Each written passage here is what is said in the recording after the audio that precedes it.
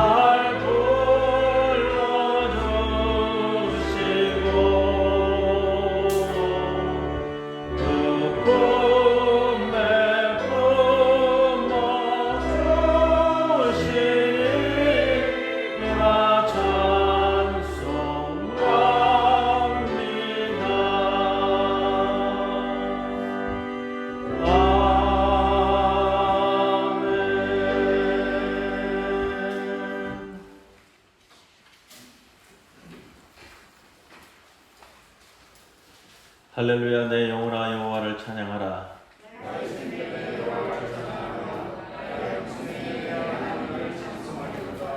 귀인들을 의지하지 말며 도울 힘이 없는 인생도 의지하지 말지니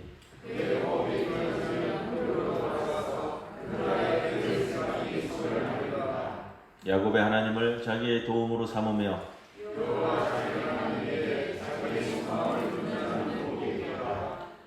여호와는 천지와 바다와 그 중에 만물을 지으시며 영원히 진실함을 지키시며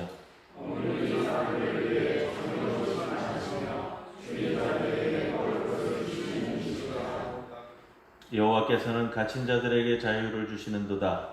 여호와께서 맹인들의 눈을 여시며 여호와께서 비굴한 자들을 일으키시며 여호와께서 의인들을 사랑하시며 여호와께서 나그네들을 보호하시며 고아와 과부를 붙이시고 악인들의 길을 굽게 하시느니라.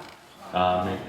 전능하사 천지를 만드신 하나님 아버지를 내가 믿사오며 그 외아들 우리 주 예수 그리스도를 믿사오니 이런 성령으로 잉태하사 동정녀 마리아에게 나시고 본디오 빌라도에게 고난을 받으사 십자가에 못 박혀 죽으시고 장사한 지 사흘 만에 죽은 자 가운데서 다시 살아나시며 하늘에 오르사 전능하신 하나님 우편에 앉아 계시다가 저리로서 산자와 죽은 자를 심판하러 오시리라.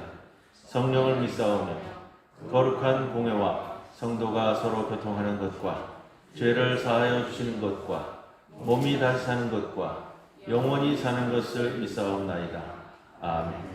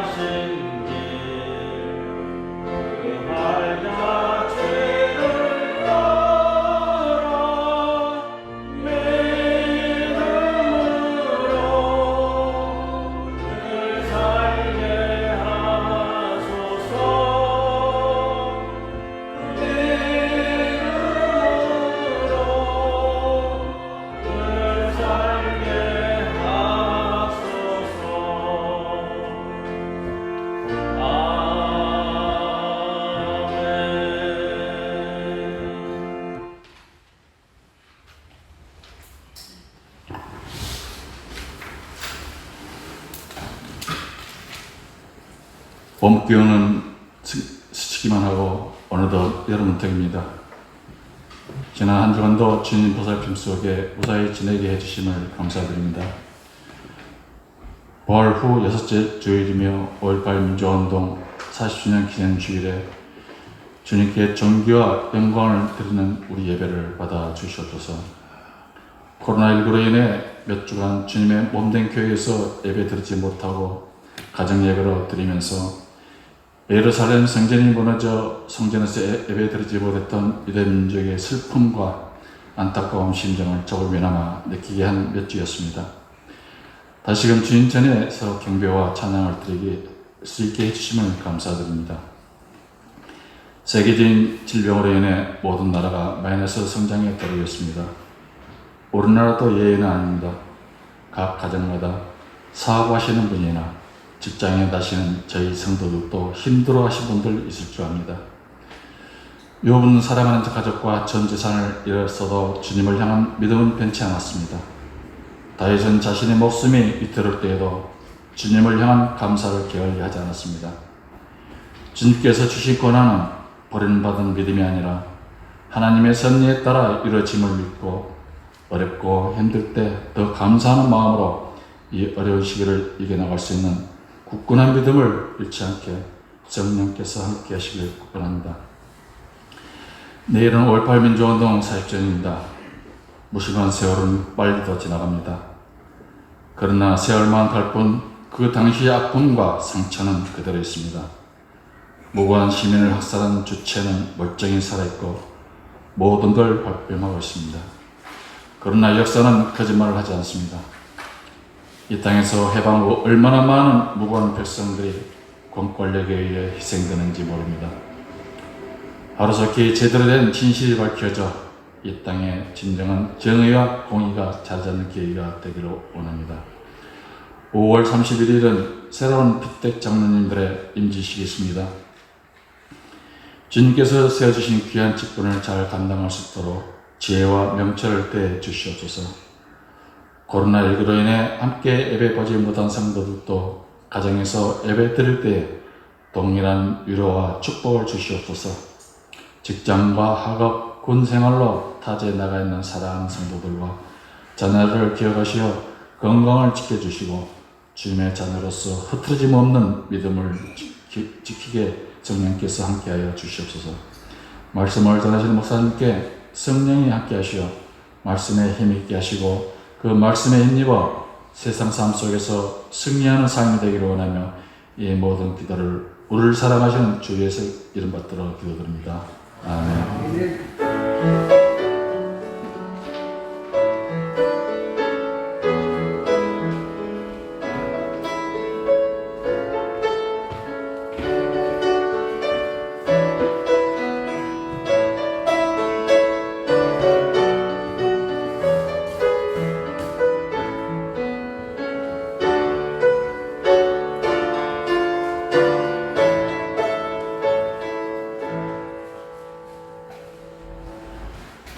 오늘의 시편 말씀은 66편 8절에서 12절까지 말씀입니다. 만민들아 우리 하나님을 송축하며 그의 찬양 소리를 들리게 할지어다. 그는 우리 영혼을 살려두시고 우리의 실족함을 허락하지 아니하시는 주시로다. 하나님이여 주께서 우리를 시험하시되 우리를 단련하시기를 은을 단련함 같이 하셨으며 우리를 끌어 그물에 걸리게 하시며 어려운 짐을 우리 허리에 메어 두셨으며 사람들이 우리 머리를 타고 가게 하셨나이다. 우리가 불과 물을 통과하였더니 주께서 우리를 끌어내사 풍부한 곳에 들이셨나이다. 이는 하나님의 말씀입니다.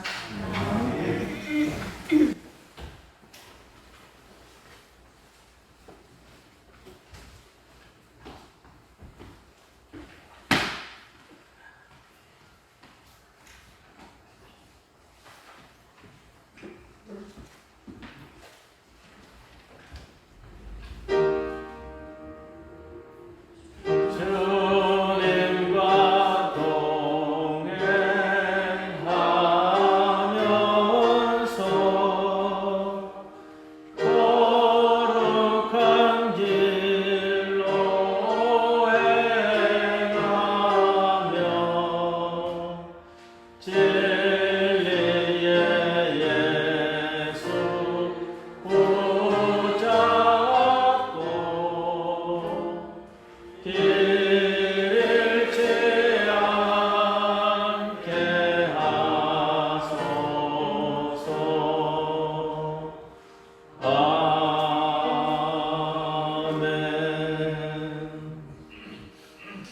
우리들에게 주시는 하나님의 말씀 이사야서 56장 1절 2절 말씀입니다. 봉독합니다. 여호와께서 이와 같이 말씀하시기를 너희는 정의를 지키며 의를 행하라.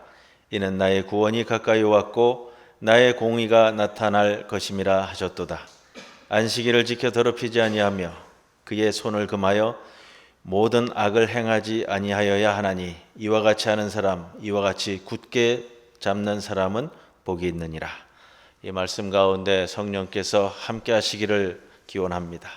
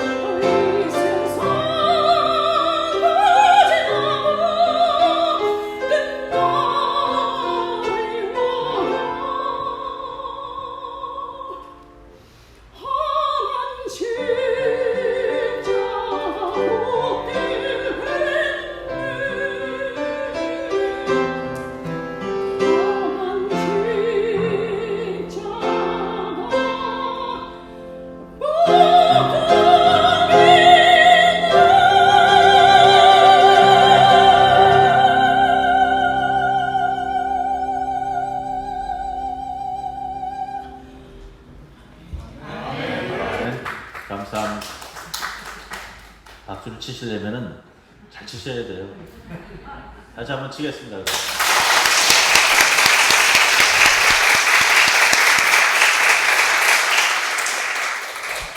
북한에선 박수 잘못 쳤다가 날아간 사람도 있습니다.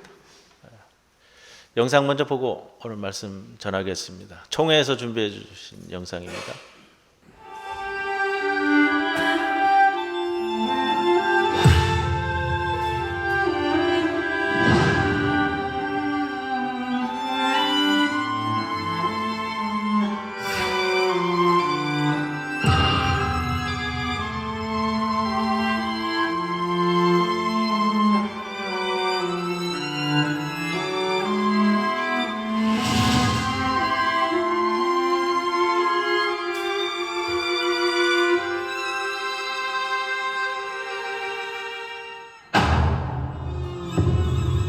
무기고 들어서 총 들고 나갔어요. 교도소를 막 습격을 했어요.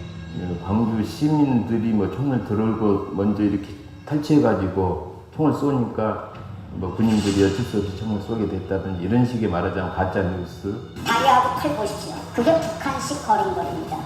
그 자기도 모르게 북한식 거린거리가 나. 우리 진짜 그것은 억울하거든요. 우리 스스로 우리 학생들이 일어나서 그 사람들이 와서 이렇게 한 것이지요. 그런 어디 감히.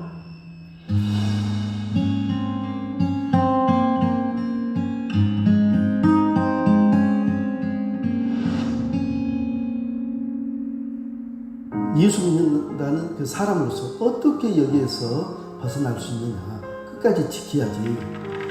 죽으면 죽으리라는 마음으로나 여기 지키겠다. 우리 아버님이 그 지난주 설교에서도 이 누군가가 희생해야 역사가 변한다는 설교에서도 말씀하셨는데 왜 대개 아들을 잡느냐. 동포에게 드리는 글을 써갖고 그 기독교 회관에서 금요기도에 모이는 사람들한테 보여주려고 알리려고 하다가 결국 그렇게 떨어졌다고.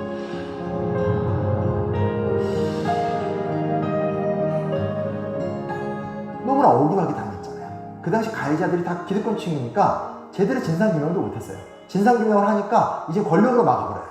40년간 한국에 존재하는 그 어떤 민주화 운동사보다도 가장 비참했던 사건인데 광주가 그런 고통과 스캔들을 감당했기 때문에 너무나 많은 역사의 수많은 이야기가 세상에 나와서 인정받을 수 있고 존중받을 수 있고 존경받을 수 있게 됐다는 것들.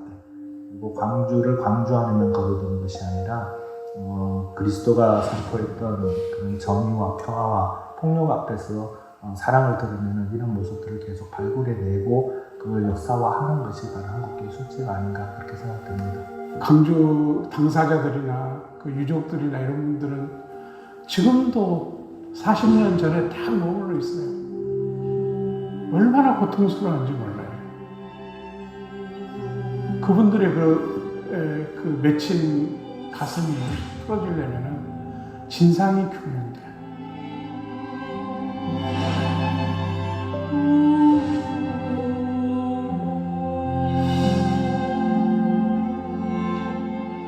지금도 살아계셔서 역사하시는 아버지 하나님, 아버지의 은혜를 감사합니다. 40년 전의 일을 생각하면은 정말 우리들은 기가 막히고 말이 안 나오지만 오늘에 이르기까지 주님이 도와주셔서 이 나라를 지금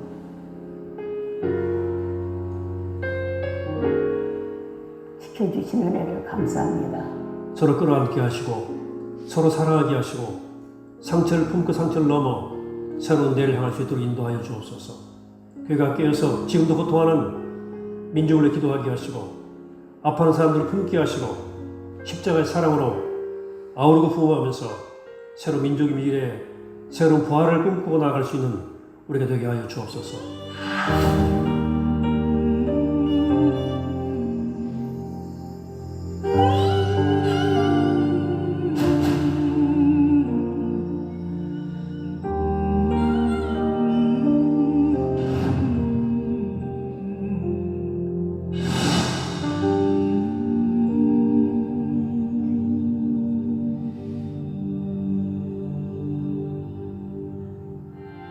5.18 40주년이 되었습니다.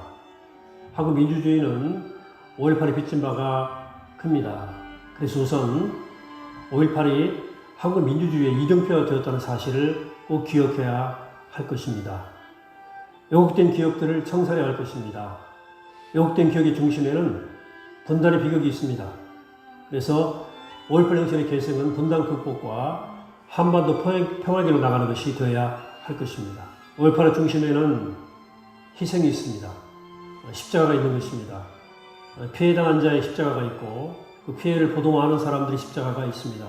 그래서 오늘 5.18을 기억하는 우리는 우리 역사 현장에서 우리같이 할 십자가를 묵묵히 지고 또 고통하는 이웃들의 고통을 가슴에 안고 쓸어 안고 새로운 민족을 위해 새로운 부활의 역사를 감당하는 우리 모두가 되기를 바랍니다.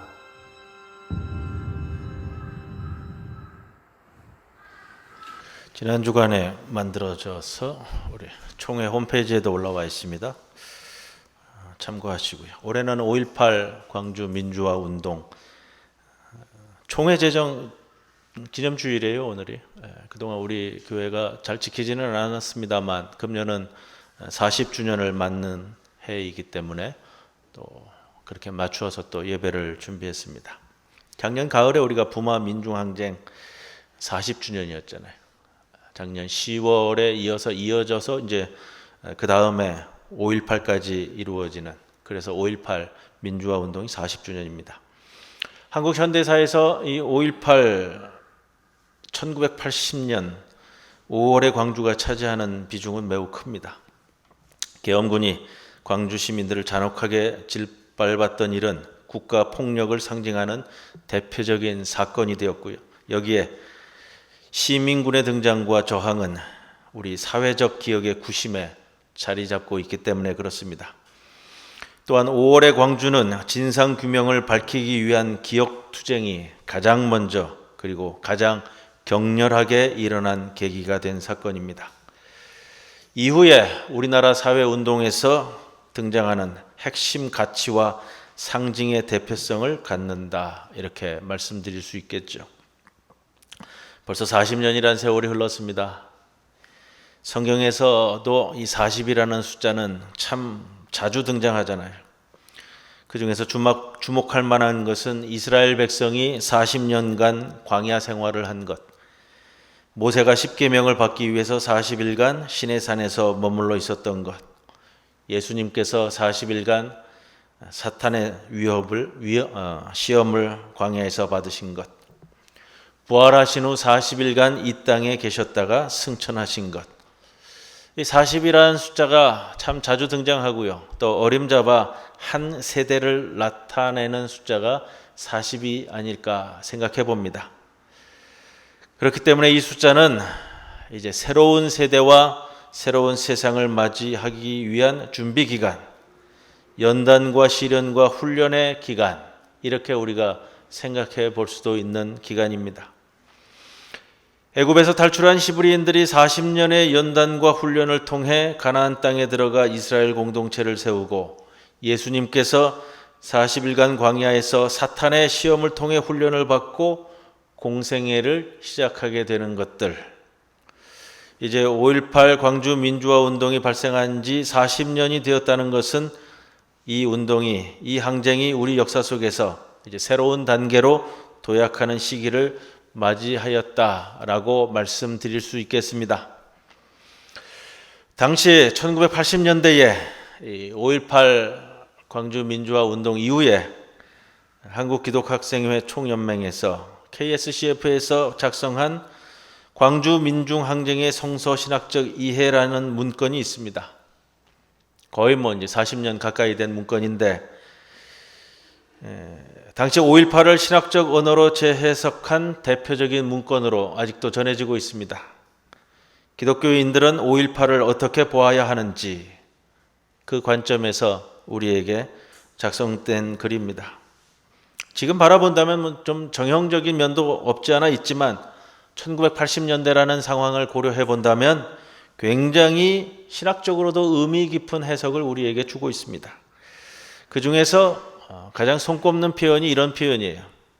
5.18을 부활 사건으로 해석하고 있다라는 겁니다. 5.18이 외형적으로 볼 때는 실패한 역사지만 예수님의 죽음이 실패가 아니듯이 5.18 이 사건도 실패가 아니라고 하면서 민족의 십자가인 5.18 광주는 민주주의의 부활을 예고하는 하나의 상징적인 표현이라고 벌써 그 당시에 신학적인 해석을 내렸습니다.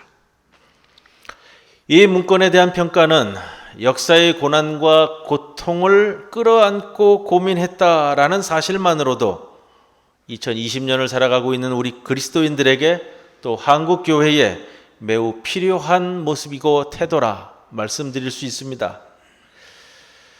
여러분, 당시 대표적인 5.18 이후에 이 한국 땅에서 기도회가 열렸는데 가장 대표적인 기도회로 두 가지를 이야기합니다. 하나는 국가조찬 기도회고요. 또 하나는 5.18 희생당한 이들을 추모하기 위한 기도회였습니다.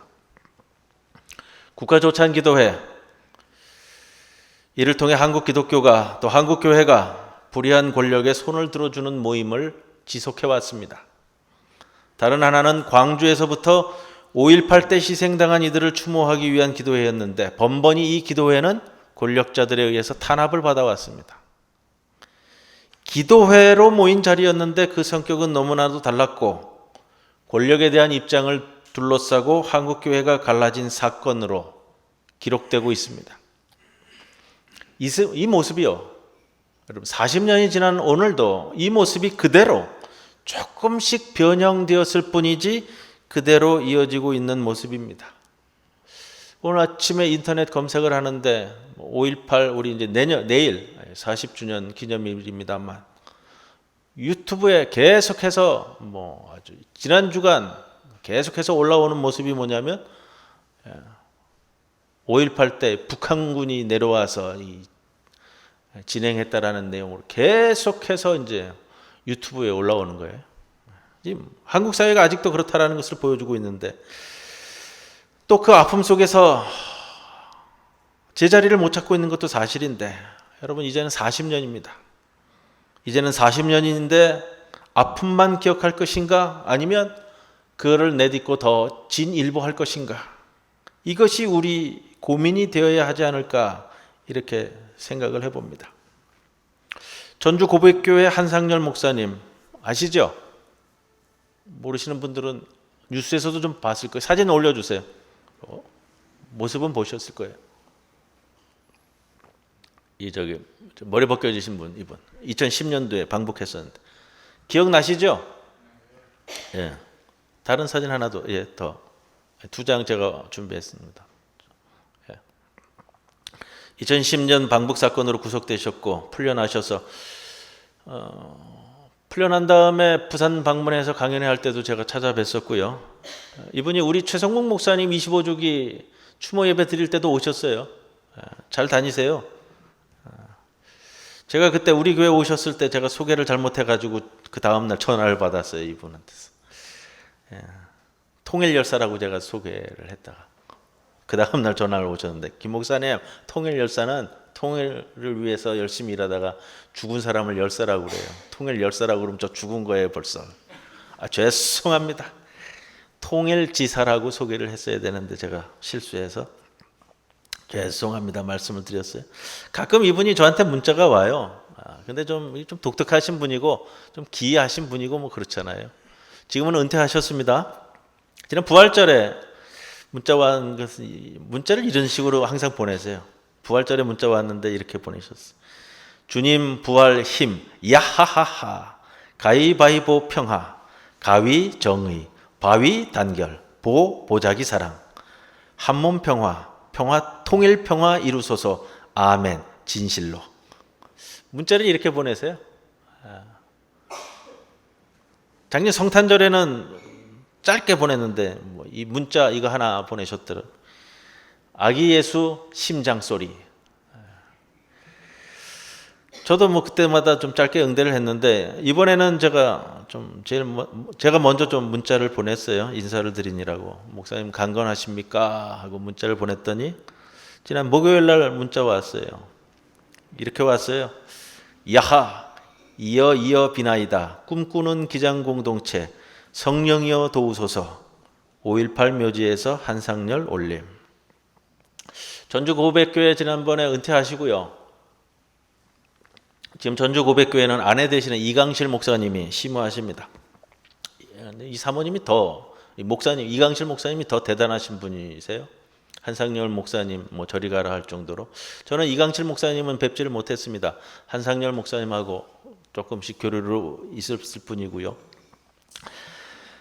이번 총회 게시판에 이강실 목사님이 5.18 민주화 운동 기념주일 앞두고, 5.18 민주화 운동 기념주일은 우리 교단 총회가 제정한 총회 제정 기념주일입니다. 총회 게시판에 자료도 올리시고 설교문도 올리시고 한상열 목사님에 대한 글도 올리시고 그러셔서 제가 거기서 저하고 같이 나눴던 이야기들을 중심으로 해서 오늘 내용 중에 좀 이렇게 발췌도 좀 했습니다만, 한상열 목사님이 40년 전에 이 광주에서 일어난 일들을 세상에 알려야겠다 해서 그때 그 내용들을 프린트해서 나눠주다가 상무대에 끌려가 고문을 받고 재판을 받았는데, 그 고문 때문에 한 목사님이 굉장히 트라우마가 있으셨다고요.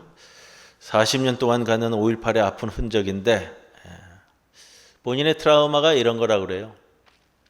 역사적인 사건 속에서 그리스도인으로서 또 목사로서 죽으면 죽으리라 라는 용기가 막 솟아났다가도 또 어느 날은 내가 끌려가서 고문을 받았던 그 기억 때문에 그 고문당하면서 살려달라고 애걸애걸하던 자신의 비겁했던 이중적 모습이 이게 늘 이게 중첩되면서 자신이 있었던 모습 또 애걸했었던 이 비겁함, 이것이 늘 이렇게 중첩되면서 깊은 상처, 자책감과 죄책감 속에 살아왔다고요. 죽지 않고 살아있는 것이 비겁하게 느껴졌고 죽은 5.18 영령들에게 한없이 죄송하고, 다큐멘터리 보시면 자주 등장하잖아요. 이것이 직접적으로 그 현장에서 아픔을 겪었던 그분들과 그분의 가족들뿐만이 아니고 그 옆에서 있었던 간접적으로 경험했던 분들도 늘 그 죄책감에 의한 피해, 일상적인 삶을 힘들게 만들었던 것들, 겉으로 드러나는 상처뿐만이 아니고요. 아직도 고통을 당하고 있는 여전히 진행 중인 사건입니다. 오늘 영상에서도 나왔지만 이제 40년을 맞이해서 이들의 어깨로부터 무거운 짐을 벗겨드려야 할 때가 되었고, 그 무거운 짐을 벗겨드리는 것이 우리에게 무슨 의미가 있고 어떻게 나가야 되는가. 아직도 이러한 것들이 우리 사회를 옥죄는, 한국식 표현으로 이야기한다면 한이라고 얘기하고요. 오른쪽에 있든 왼쪽에 있든 상관없이요. 모두 다 이 옥죄는 이러한 것들, 이 우리 사회 전체를 난도질하고 있는 것들. 근래 가장 출발점은 우리 일제 식민지 기간 동안, 그리고 가장 대표적으로 이 한국 전쟁을 통해서 우리 사회가 가지고 있는 한, 아직도 있잖아요. 70년이 되었어도요. 그리고 우리가 살아가고 있는 이 부산 땅에서의 부마 민주 항쟁의 그 기억들, 그 다음에 이 사회를 옥죄고 있는 이 5.18의 기억들, 최근에는 그래서 이야기하는 것이 세월호 이야기예요. 세월호 때문에 이 사회가 옥죄임을 받고 있는 이 구속되는 이 모습들, 이것을 해소하지 않고는 우리 사회가 건강해질 수 없는 것이죠. 한 목사님이 그러시더라고요. 5.18은 아프라고만 있는 사건이 아니라고요. 이제 우리의 눈이 뜨이고, 그래서 그걸 발판으로 우리가 더욱 행복하고 평화로운 세상을 만들라고 일어난 사건이 아니겠느냐. 오늘 본문 이사야서 56장은 55장과 더불어 바벨론 포로기를 겪고 돌아온 이들에게, 또 돌아올 이들에게 요구되는 내용을 담고 있습니다. 오늘 본문은 56장을 제가 선택을 했고 55장부터 이어지는데, 여호와의 부름에 응답해서, 여호와의 부름에 초청에 응답해서 구원에 이르게 된 자들, 또 구원에 이르게 될 자들에게 요구되는 자세가 무엇이냐. 55장 1절은 이렇게 시작합니다. 우리가 익히 들었던 성서 구절인데, 오호라 너희 목마른 자들아 물로 나아오라. 돈 없는 자도 오라. 너희는 와서 사 먹되 값없이 와서 포도주와 젖을 사라. 이렇게 시작되는 55장이 2절에는 내게 듣고 들을지어다. 3절에는 너희는 귀를 기울이고 내게로 나와 들으라. 6절에는 여호와를 만날 만한 때에 찾으라. 그를 부르라. 7절에 여호와께로 돌아오라. 라는 돌아오는 유대인들, 돌아올 유대인들에게 요구되는 자세를 선포하고 있습니다. 그것이 56장에 이르러 오늘 본문 1절, 2절 말씀이죠. 제가 오늘 본문 이사야서 56장 1절, 2절을 선택한 이유는요. 5.18을 맞은 우리 교단 성명서의 제 첫 구절에 56장 1절을 쓰셨기 때문에 제가 이 말씀을 주석을 해서 오늘 말씀으로 삼았습니다. 1절, 2절에 그렇게 돼 있잖아요. 너희는 정의를 지키며 의를 행하라. 하나님이 요구하시는 것은 정의와 의다. 이것이 조건문으로 구원을 받기 위한 조건이 아니고요. 하나님의 구원을 바라보는 자들에게 당연히 기대하는 삶의 태도로서 주어지는 것이 바로 이겁니다. 너희는 정의를 지키며 의를 행하라. 정의와 의를 행하는 사람이 있어야 그 뒷부분에 이어지는 말씀이죠. 나의 구원이 가까이, 나의 공의가 나타날 것이다. 5.18 40주년을 맞는 우리가 이 세상을 살아가는 방법이, 또 우리가 그리스도인으로서 추구해야 하는 것이, 그래서 우리에게 이루어질 하나님의 구원이 어떻게 이루어질 것을 말씀하시는 것이 바로 이 56장 1절의 말씀입니다. 근데 좀 반복되는 표현이 있잖아요. 정의를 지키며 의를 행하라. 그리고 뒤에 보면은 나의 공의가 나타날 것이다. 정의, 의, 공의 같은 말이 반복이 되는데 이 단어가 다 달라요. 그렇기 때문에 우리말 번역에서는 같은 표현으로 자꾸 쓰고 있는데, 앞에 이루어지는 이 너희는 정의를 지키며의 이 정의라는 표현은요, 이 재판과 관계된 표현입니다. 재판에 있어서 재판을 좀 똑바로 하라는 표현이에요. 재판을 제대로 하라는 거죠. 이게 뭐 3,500년 전이나 지금이나 2020년을 살아가는 우리들 사회에서도 늘 동일한 사건으로 주어지는 것 같아요. 이 재판 문제, 재판 때문에 얼마나 문제가 많은지, 뭐 지금도 그렇고 작년부터도 그렇고 우리 사회에 늘 문제가 되고 있는 것이 이 재판에 대한 문제잖아요. 성경에 보면은 이 재판관에 대한 비유가 자주 등장을 하고요. 얼마나 문제거리고 안 되는 것인지를 보여주는 단편적인 것들, 재판을 제대로 하라. 두 번째, 의를 행하라의 이 의는 뭐하고 연관되는 표현이냐면요, 두 가지 뜻을 가져요. 하나는 인권이고 또 하나는 정직하게 살라는 표현이에요. 인권을 보호하고 정직히 행하라. 조건문 형태로 문장이 만들어진 것은 아니고요. 마땅히 그러해야만 하는 것, 그럴 때에 나의 구원이 가까이, 나의 공의가 나타날 것이다. 여기에 공의는 우리가 일반적으로 생각하는 정의의 개념이 맞는 표현이 이 공의입니다. 나의 구원이 언제 가까이 오느냐? 정의를 지키며 의를 행할 때에, 그리고 그렇게 나아갈 때. 여러분, 나의 구원이라는 표현은 원어로 읽으면 이렇게 돼요. 예수와 T는 이제 나의라는 뜻이고요. 그러면 구원은 뭐예요? 예수와. 이 표현에서 여호수아라는 이름이 나오고 우리가 흔히 고백하는 예수님의 이름이 여기서 나오는 거예요. 나의 구원 언제 오느냐? 하나님의 구원이 언제 가까이 오느냐? 정의를 지키며 의를 행할 때에. 자, 이 시대에 지금도 우리가 갈 방향이고요. 재판을 제대로 해서 정의를 세우고 정직히 살고 인권을 보호하고 그럴 때에 하나님의 구원이, 예수님의 구원이, 정의가 이 세상에 가까이 오는 것, 임하는 겁니다. 한상열 목사님이 2010년 6.15 남북 공동선언 10주년을 맞이해서 정부 허가 없이 이북을 70일간 방문했습니다. 그때 돌아와 구속되고 풀려나셔서 말씀을 나누는데 그런 말씀 하시더라고요. 한상열 목사님이 이북에 몇 번을 가셨을까요? 그동안 40번을 갔었어요. 40번. 40번을 왔다 갔다 했는데 딱 한 번 내가 말도 안 하고 북한에 갔다고 자기 잡아넣었다고 뭐 농담식으로 그렇게 말씀을 하시는데, 다음에 갈 때는 저도 좀 데려가십시오 그랬어요. 저도 좀 가보고 싶어요. 우리나라 헌법에 우리나라의 국토는 한반도라고 정의하고 있잖아요. 거주 이전의 자유가 있고요, 이동의 자유가 있어요. 이렇게 얘기하면 또 뭐 법적으로 걸린다고 또 누가 그럴지 모르겠는데, 자, 방문을 앞두고 그때 이북에 가기 전에, 북한에 가기 전에 이분이 5.18 광주묘역에서 천막을 치고 11일간 금식 기도를 하셨어요. 북한에 갈 건데 과연 이게 가는 게 맞느냐?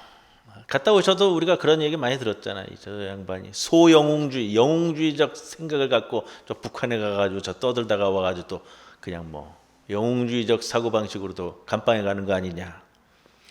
저 양반이 문익환 목사님 흉내내가지고 저 모습 보이는 거 아니냐. 본인이 11일간 광주묘역에서 천막을 치고 금식기도 하면서요, 가장 걸림돌로 생각했던 것이 바로 이거, 자신의 방북이 행여나 소영웅주의로 보여서 통일에 오히려 걸림돌이 되지 않을까. 그러나 오랜 세월 앓고 있었던 5.18의 상처를 좀 걷어내고 치유하고 싶었기 때문이었다고 말씀드리고요. 기도하는 가운데 본인이 받은 신앙 고백이에요.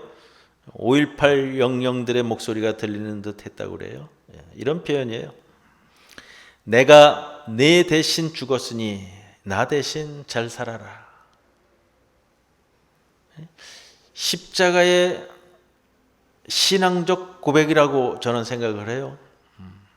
본인은 이 말을 듣고, 영령들이 내뱉는 이 이야기를 듣고 죄책감으로부터 해방되는 느낌을 받았다고 합니다.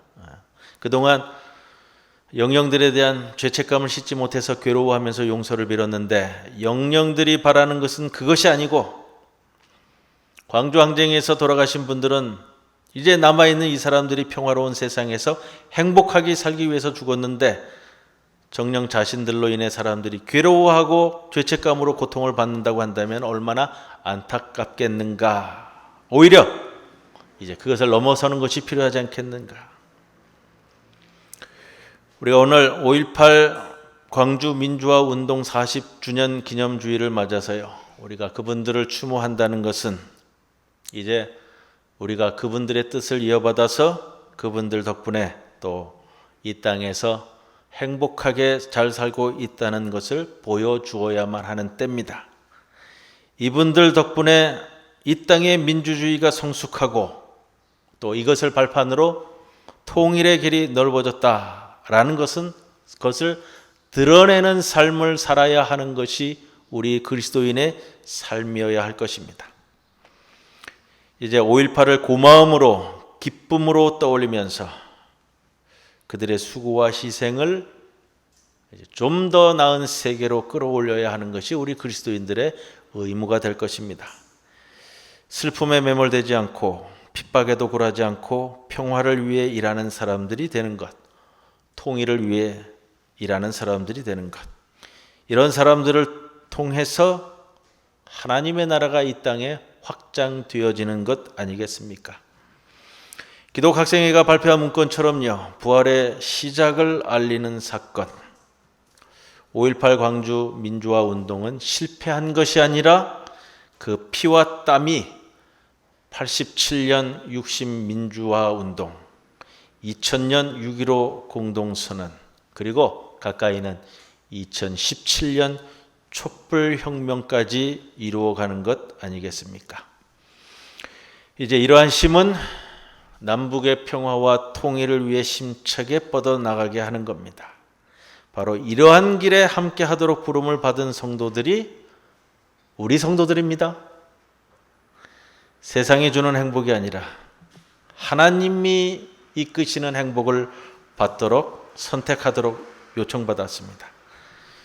5.18 광주 민주화 운동 40주년을 맞이해서 이 땅의 민주화와 통일과 인권과 정의를 위해 온몸을 던졌던 분들에게 여러분 감사와 기쁨과 행복의 마음을 떠올리면서 우리도 그 길을 선택하며 동참하겠다는 그 고백과 결단이 있는 오늘 이 주일 아침이 되시기를 주님의 이름으로 간절히 축원을 드립니다. 고마우신 아버지 하나님, 오늘은 하나님 아버지께서 우리에게 말씀하신 정의를 지키며 의를 행하다가 고통과 핍박당한 이들을 기억하며 예배드립니다. 이제 더 이상 아픔 속에만 머물지 않게 하시고 그날의 아픔을 뚫고 이제는 하나님의 구원과 공의가 이 세상에 펼쳐지고 그로 인해 이것이 우리에게 주신 복으로 알고 살아가는 주의 백성들 되게 하여 주옵소서. 예수님의 이름으로 기도드리옵나이다. 아멘.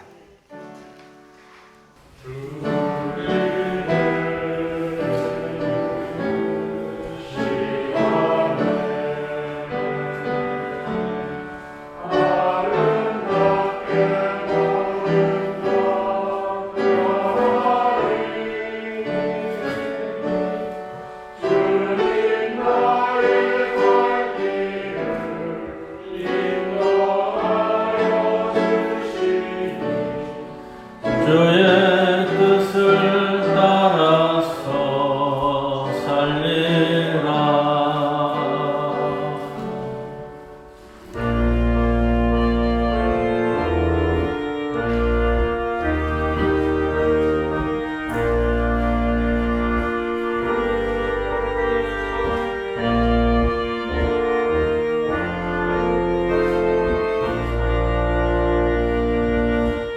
누가 주를 따라 섬기려는가? 누가 죄를 떠나 주만 따를까? 누가 주를 섬겨 남을 구할까? 누가 주의 길을 따라가려나?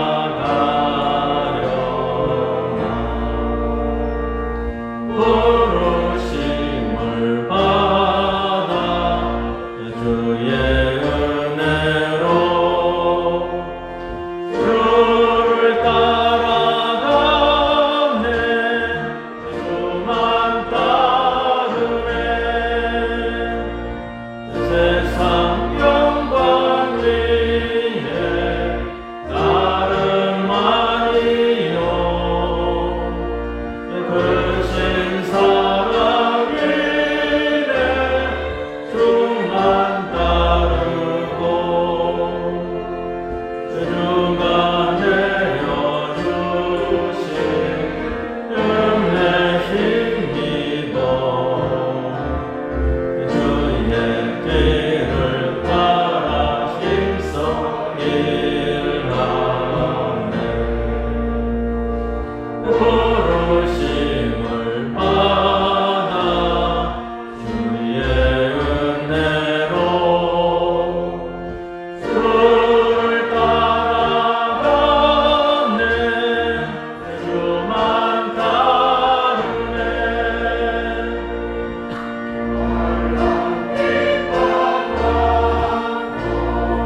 원수